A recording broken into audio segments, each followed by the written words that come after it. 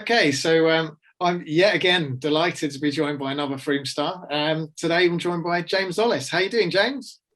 Yeah, very good. Sort of bit sore from yesterday's game, but in general, really good. Yeah, not too bad.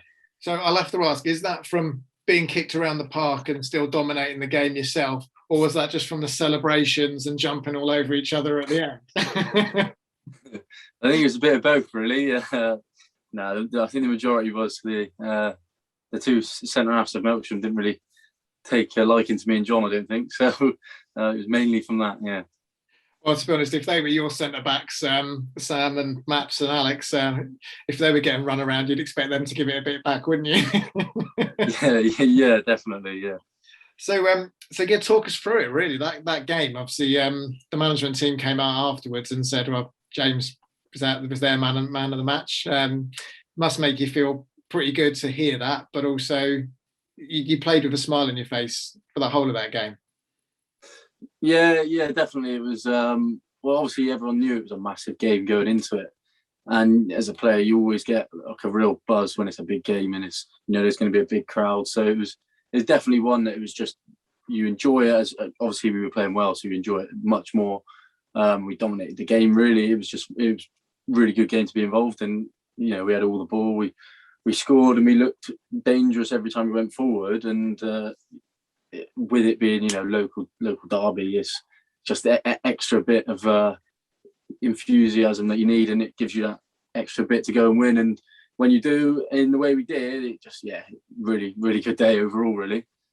I think when they always do those sort of stats about sort of meters covered and everything like that, and it's always the midfielders that are kind of like picking up the most yards. I don't think anyone challenged you yesterday. I think if you had the little trackers on, and I think that was epitomised by the fact that I don't think I've heard Danny shout someone's name as many times as he shouted yours, and in a positive way, because it was just like, "Oh, let's close it down. Oh, and you were just there again over the other side, over the next side, over the other side, and to the point where in the crowd we were kind of mocking it, and we were just shouting "Ollis" as loud as we could as well, just for the fun of it. But it was definitely a performance to be seen. But because we've got you here, and it's not often I get to do this. Talk us through your goal. How did that feel when you got the ball back, really, didn't you? So how closing down on the keeper, what went through your mind? Yeah, it was, well, like our sort of game plan was to sort of press in the right areas, and I think we did it quite well. And it worked in the first half for the first goal. I think John closed them down, and then there was a little phase of play, and then obviously Riggy's gone and scored. So we knew sort of it was working quite well, and we just kept it up all game. And do have some bad blisters from a lot of running, but it was good to sort of go sort of clean through on goal as well. So it was quite a relax and just put it in the corner, and then it was just good to sort of seal the game with obviously the third goal. So it was really good. I could see from the side as well that you and Jono both sort of clued in that the keeper was coming a bit far off his line. Was it always looking to see if that chip was on? I could see the heads were up. Well, there was a couple of times. I think John sort of hit one in the first half. He hit one from distance. He definitely come off his line quite quickly. I think they were sort of a bit worried about me and John getting in behind. So it was definitely one you just notice as you're playing that they sort of defenders didn't want to get in a foot race with us, and he was quick off his line as well. So it was it's definitely in the mind that maybe you could get a little cheeky little chip in there or something. But yeah. So let's take a little step back, because you're 21 now, and you come through. Was it Bath City Academy, wasn't it? How was your time there? Yeah. So it was my time there was really good, to be honest.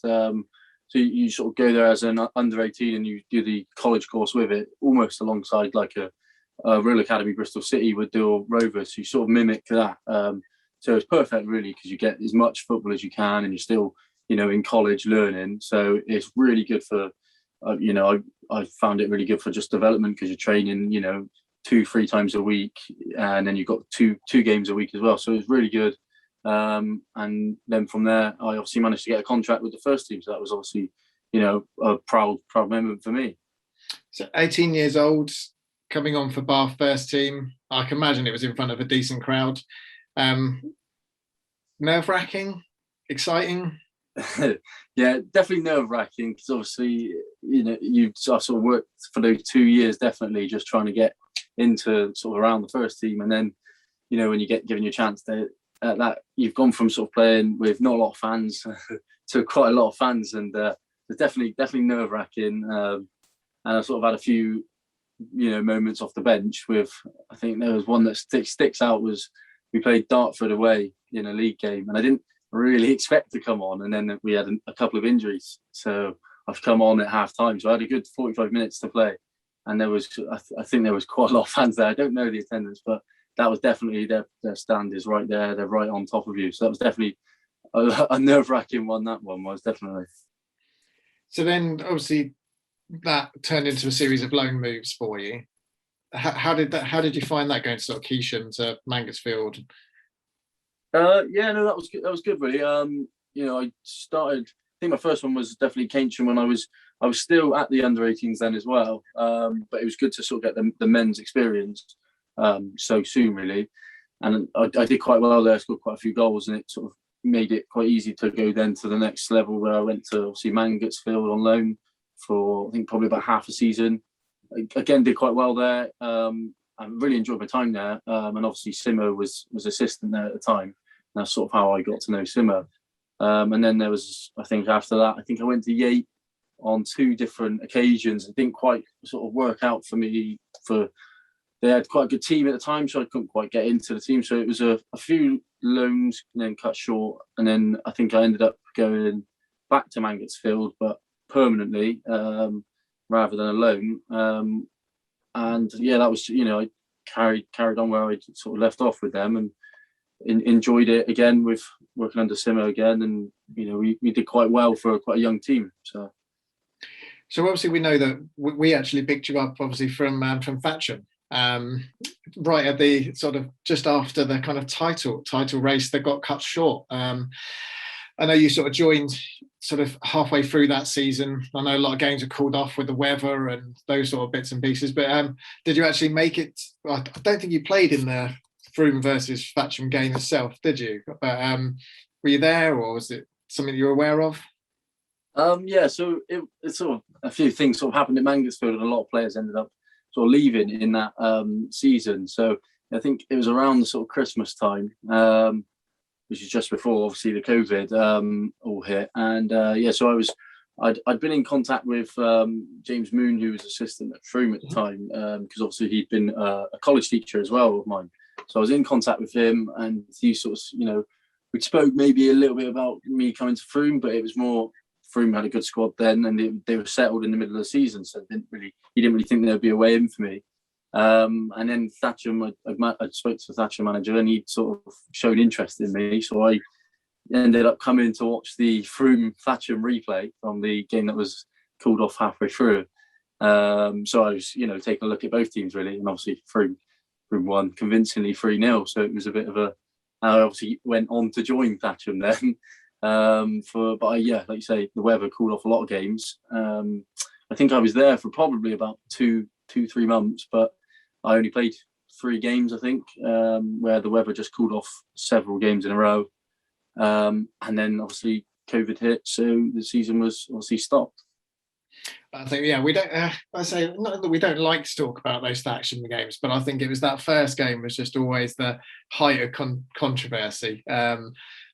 Mainly because we know, obviously, that I think in my heart of hearts that the game should never have been put on to start with, due to the amount of rain that was coming down.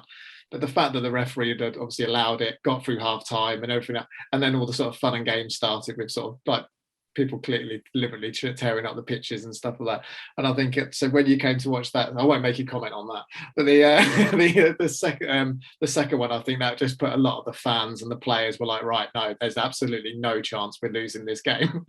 And they showed that through.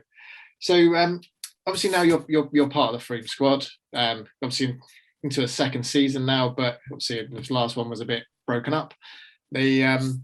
How are you feeling as being part of the squad now? Is it starting to feel a little bit more homely, or does it actually still feel like you're still getting going because of? I feel right now, I feel like I'm definitely more part of the squad. Obviously last season was started, and it was definitely messed around as a season. And I didn't personally get going really. We tried a few different positions, and it didn't really work out for me. And then sort of this season, it's different since we come back for pre-season. It's been more of a I played in more of an attacking role, which is probably suits me better. And it's definitely helped me play better and sort of get my head down really and get going properly. And obviously we've had a really good start to the season. And I wasn't really involved in the first game, and then I've worked my way into it with Kane being away. But it's definitely we've got a very strong squad and a lot of competition for places all over the pitch really. So it's definitely one that you have to fight for your place, and if you get it, you have to just fight to keep your place. But you also know that there's going to be stints where you might be on the bench and used as a sub. So you just got to be ready, all the time. And it's definitely a good strong squad pushing, obviously, to be promoted, if not win the league. So I think you're right, and obviously the times that we've spoken to Danny on here, he's always very clear to say this is a squad game, and it must be so hard as a manager when especially with like a lot of football being cancelled over the last sort of year, and then to sort of where everyone's waiting and you think, all I want to do is get back on and have 90 minutes and go through, and he's got 21 of them, so we're all fighting for those 11 shirts. And it's a difficult position to be in, but obviously it's a great position to be in at the same time. And you just think, well, yeah, as you just mentioned, the opportunities come along, and the last sort of obviously coming on, and then the last couple of games, you've really grabbed it. Obviously two goals as well, no number of assists. It's something where you can sort of go, well, yeah, as you mentioned, Kane, you've got to win it back, or Rex, you've got to win it back. There's options, but I'd say it's definitely signs of great progress, and I think that from what the fans are seeing and everyone's really enjoying your performances. So it's really good to see. I've got a couple of questions for you. Just first one, when are you going to change your Twitter profile picture to show you in a Froome shirt? I think that's got to be up there. Still, you've got I think Danny actually messaged me about that. Grease messaged me about that because I think I had the same one on WhatsApp, and he messaged me saying, when are you going to change that profile picture to one of Froome? But it's just one that's obviously it was more of a head photo, so it's a better photo really, that's all.